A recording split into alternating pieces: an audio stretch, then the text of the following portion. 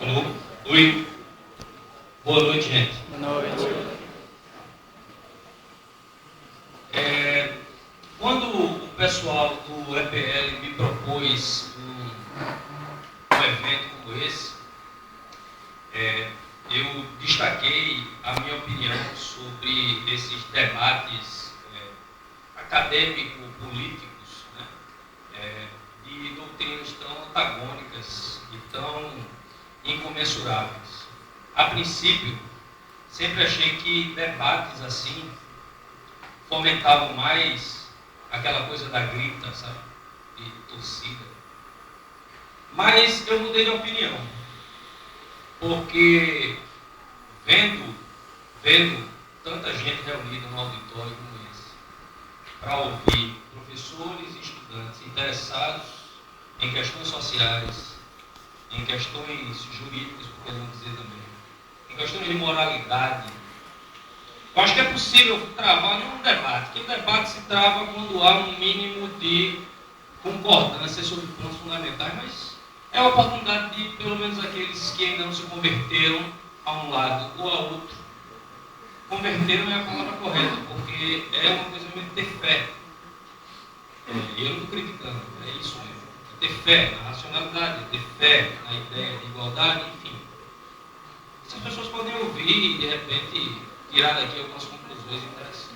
Por isso que eu vou partir do pressuposto de que eu não estou num debate e vou apresentar os pontos fundamentais que me levam a entender o que eu entendo sobre o liberalismo e o direito à propriedade. Há vários âmbitos que esse debate pode atingir, né? Um deles é aquela preocupação que eu acho que foi aqui o meu amigo falou antes de mim, passou sobre o que é uma sociedade boa, né? Ele, com toda razão, apresentou os males do mundo atual. E não tem como discordar de que o mundo atual tem uma série de problemas, né?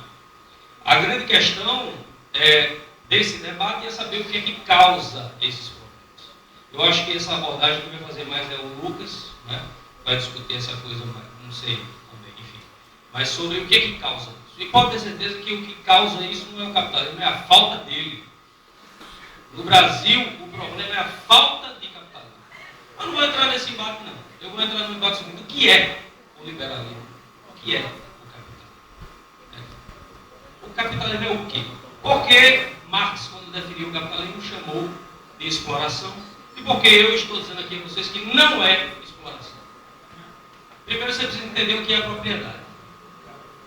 E a propriedade eu preciso puxar da turma do direito natural lá do século XVII, para entender o que é propriedade. Propriedade inicia com a propriedade de si mesmo, a autopropriedade. É por isso que o liberalismo é um individualismo e não um coletivismo.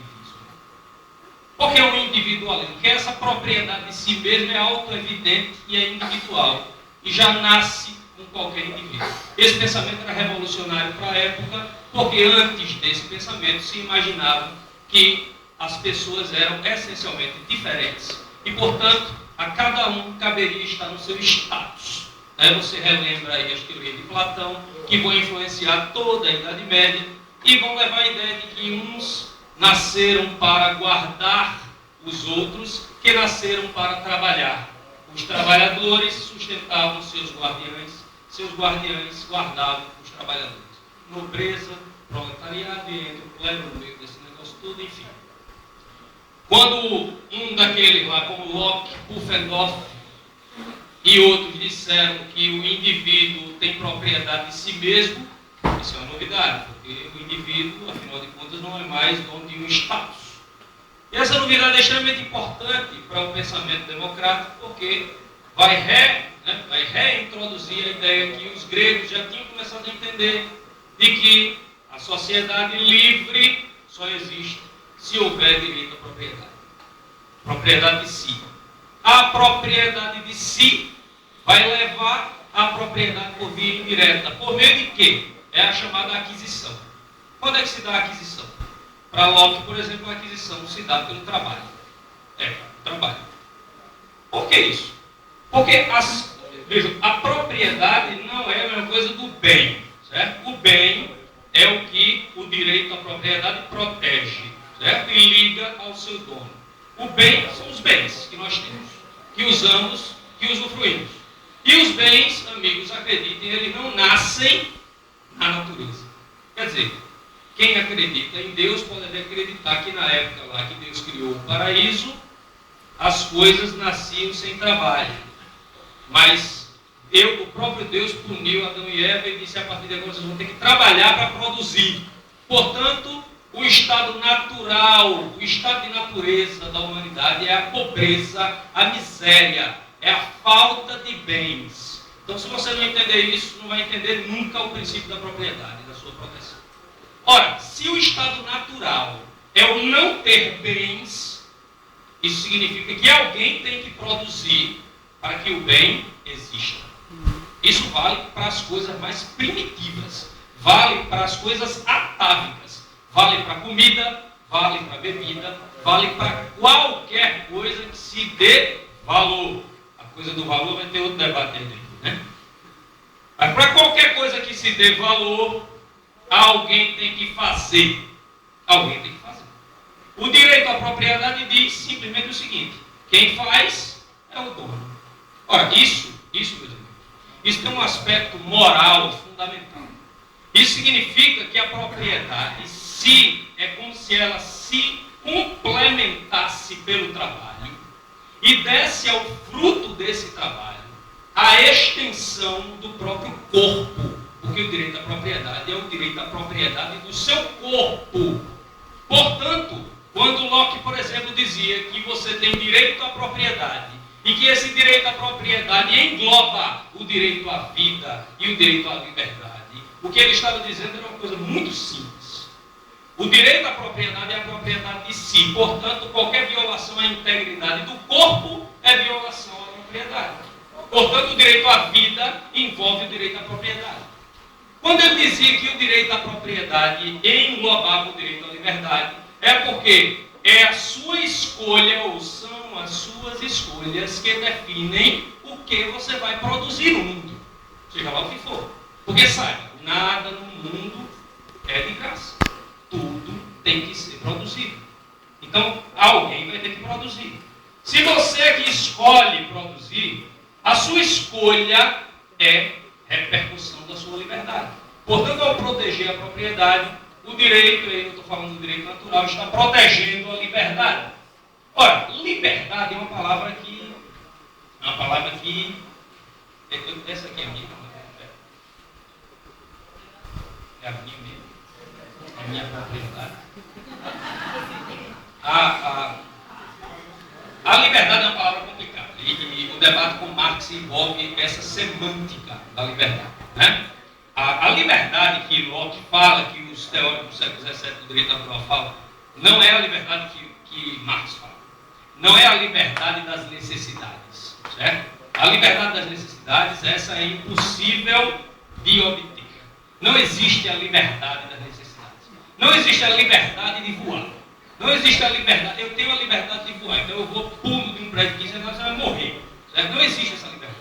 Não existe a liberdade, portanto, a liberdade de ferir o outro não existe. Essa liberdade. A liberdade de ferir o outro não existe, porque o outro também é gente e ele vai se defender. Então, sabe aquela coisa de... eu vou usar esse exemplo em sala. A propriedade é tão individualista que você pode ferir o outro de jeito nenhum. Porque o indivíduo é o outro também, é indivíduo. Então, se eu digo assim, a faca é minha, eu enfio onde eu quiser, isso não cabe no conceito de propriedade. Não cabe no conceito de liberdade. As decisões que eu tomo para obter a minha propriedade, que envolve, portanto, a minha liberdade, elas estão limitadas pela natureza, pela vida, pelas pessoas e pelas suas escolhas. Portanto, a liberdade implica também a responsabilidade pelas escolhas que você toma. Tem aula que eu faço umas perguntas e fica parecendo aula de autoajuda, sabe? Eu fico perguntando assim, o que é necessário? Porque a grande questão do liberalismo é o seguinte: cada um acha que uma sociedade de tal tipo é boa ou ruim. Então, cada um faz escolhas sobre o que é bom e sobre o que é ruim. Cada um faz escolhas sobre o que é, sobre qual é o seu plano de vida. Todo mundo faz essas escolhas. Qual é o meu plano de vida? Ora, para eu alcançar meu plano de vida, se eu já sei que a propriedade não nasce em árvore, eu tenho que plantar, eu tenho que trabalhar. Então eu tenho que fazer meus planos de vida sabendo disso. Ora, para que meus planos de vida se efetivem, eu tenho que fazer as escolhas certas. E aí surge sempre aquela discussão, né? Poxa, é injusto o fato de um menino como Neymar ter milhões na conta bancária e um professor de filosofia do direito ganhar 6 mil reais na UFAL? É justo? É injusto. Por quê? Por que é injusto? O que é que fez com que Neymar tivesse os bens que tem e, obviamente, tivesse atingido os planos de vida que ele escolheu, porque eu nunca escolhi ser jogador de futebol, nunca escolhi. Mas mesmo que eu tivesse escolhido e não tivesse alcançado, né? O que é que garantiu que Neymar alcançou e eu não? Fiquei frustrado e fui estudar filosofia do direito. Olha, aí fica aquela história, aquela resenha na sala, né? É o esforço. Não, é o trabalho. Não, é a sorte. É o talento. Enfim, é a oportunidade. Não, no fundo, né, por trás disso tudo, não é nada disso, é por trás disso, só há uma forma, ou melhor dizendo, só há duas formas de conseguir obter os bens que você quer e que você traçou para a sua vida. Só há duas formas. Uma é você mesmo produzir os seus bens. Certamente Neymar não produz os bens que ele tem. Não produz o carro. Neymar não sabe fabricar carro. Neymar não sabe fabricar os apartamentos que ele tem. Neymar não sabe fabricar os luxos que ele tem. Então, ele, para obter, ou ele produz, ou ele troca com quem produz. Só que para ele trocar com quem produz, ele precisa produzir alguma coisa que interesse a quem produz. Veja que, então, para o liberalismo, não há distinção entre interesse próprio e interesse coletivo. Você só obtém sucesso na vida se você produzir alguma coisa que atinja o interesse do outro indivíduo. Só assim você consegue sucesso na vida.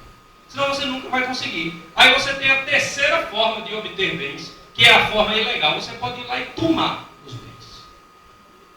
Quer dizer, pode não, né? Você pode no sentido fático. Você não pode no sentido jurídico, porque seria ilegal do ponto de vista do direito de propriedade.